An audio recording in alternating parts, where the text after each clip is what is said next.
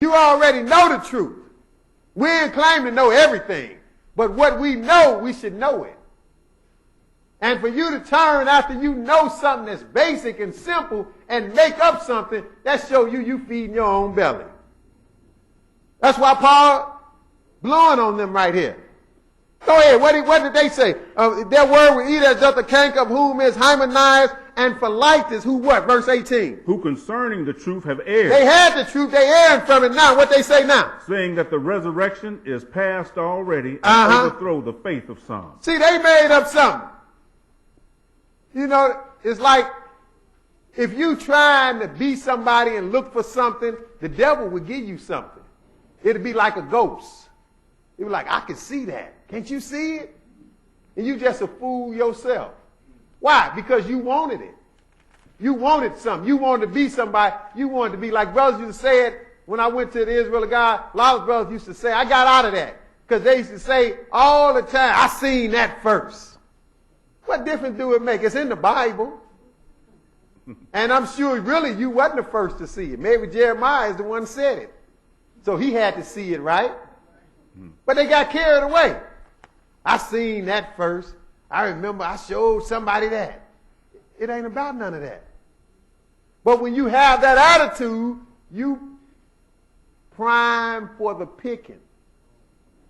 And that's what you are when you don't know the mission. You prime for the picking because you open for suggestions, basically. Because you looking for something. You don't know what you're supposed to be about. You looking for something. He said, their word will eat as doth the canker, whom is Hymenaeus and Philetus. Read verse 18 again. Who concerning the truth have erred, saying that the resurrection is past already, and overthrow the faith of some. See, they messing people up because now you got some solid doctrine from God that people believe in, and they come along and say, oh, no, that's wrong. That's been passed already. That's already. So people that's simple-minded, they get confused and won't know what to believe. I don't know what to believe now. They say it's past. Unnecessarily making up something. Like I said, you got these brothers saying great tribulation is past, or it's ongoing. It's ongoing now. This great tribulation now. Great tribulation been going on for 2,000 years. Let them tell it. The abomination of desolation been passed already. That didn't happen already. And you say, well, what about, we see they getting ready to build a temple. Paul told you about building a temple where they might build a temple, but that ain't what Paul was talking about. Well, how would you know they might build a temple then? Just making up stuff. But they say that's past. But now, let's go to Matthew, the 9th chapter.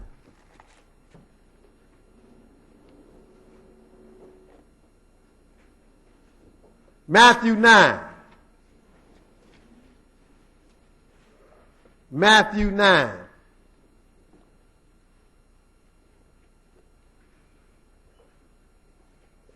But it's easy to get knocked off if you don't know from the beginning what you're doing, what the mission is.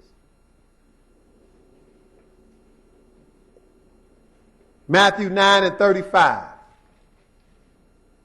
Okay, go ahead.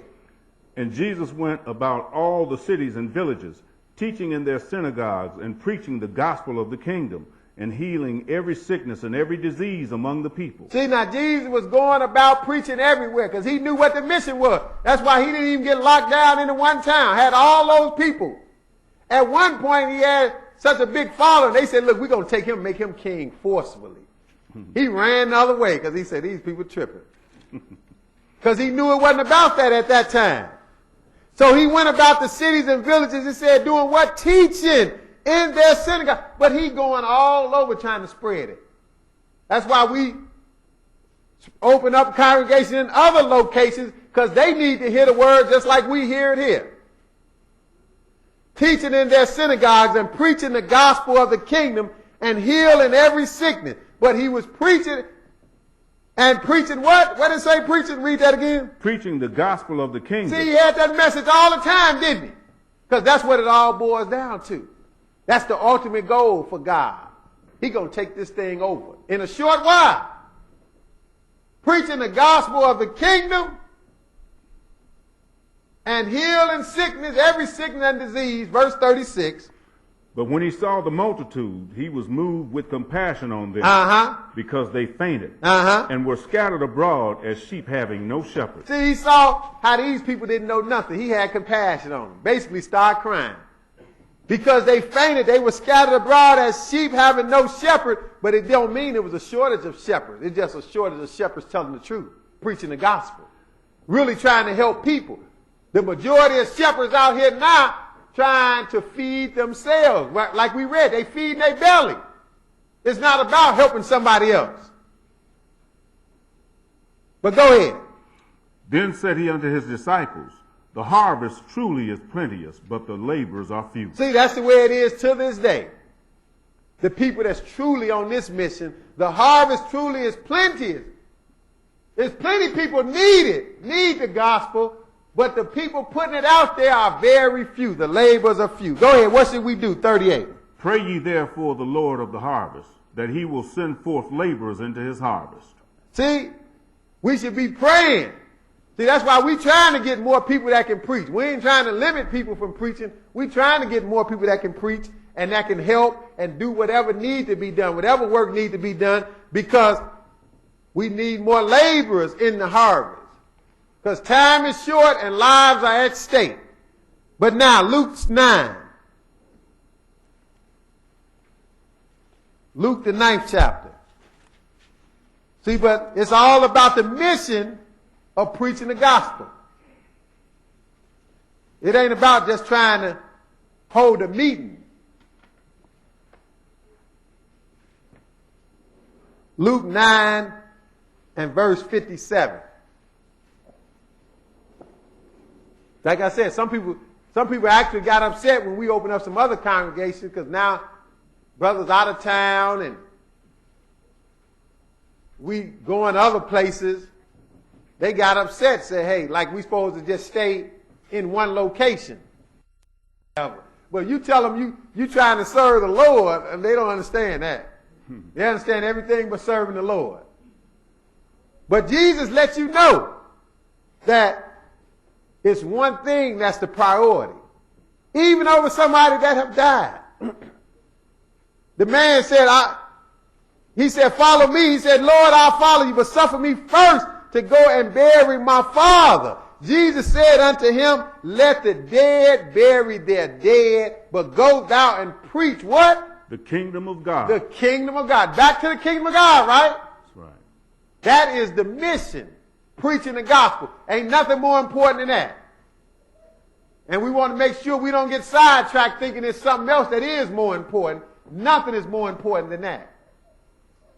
That's what he told him. Go ahead, 61. And another also said, Lord, I will follow thee, but let me first go bid them farewell which are at home at my house. Okay, now he had an excuse. Go ahead. And Jesus said unto him, no man having put his hand to the plow and looking back is fit for the kingdom of God. See what he said? He said, look, when you put your hand to the plow and look back, he said, you ain't fit for the kingdom of God. That's why we got to stay focused on what the mission is. So we don't get sidetracked. Going the other way, like some have went and they are gone. He's giving you a warning though. Don't let other stuff become more important than the gospel. No man having put his hand to the plow and looking back is fit for the kingdom of God. So that's at the forefront. That's what the mission is, preaching the gospel. Revelation 5. Revelation 5. That's why, Lord willing, we're going to be going some other places. Because that's what it's about. That's what Jesus gave a parable. He said, look, if you might have 99 sheep, 100 sheep, but you lose one. You'll lead the 99 and go find the one. So we got a congregation here. We're trying to go find the one somewhere else. That's what it's about. Revelation 5. Because Jesus intended for everybody to hear it.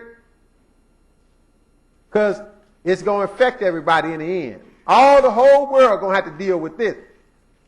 Because the gospel is the kingdom coming, taking over the earth. 5 and 8. Revelation 5 and verse 8. Go ahead. And when he